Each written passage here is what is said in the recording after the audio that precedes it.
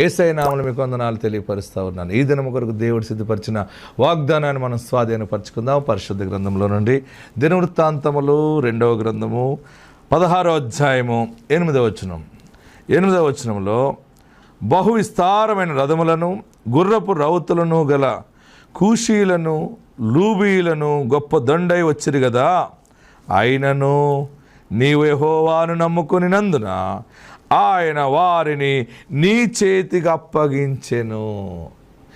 దేవుడు నీ శత్రువును నీ చేతికి అప్పగిస్తున్నారు. 7 మార్లు ఆమెన్ అని చెప్పంతే. హల్లెలూయా చెప్పండి 7 మార్లు. ఆమెన్. 1 2 3 4 5 6 7. మళ్ళీ హల్లెలూయా చెప్పండి. 1 2 3 4 5 6 7. అయిపోయింది.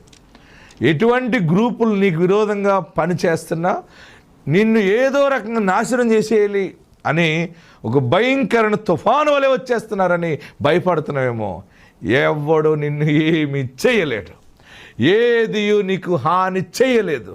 ఎందుకంటే దేవుడు వారిని నీ చేతికి అప్పగిస్తున్నాడు. ఆమెన్. దేవునికి మహిమ కలుగును గాక.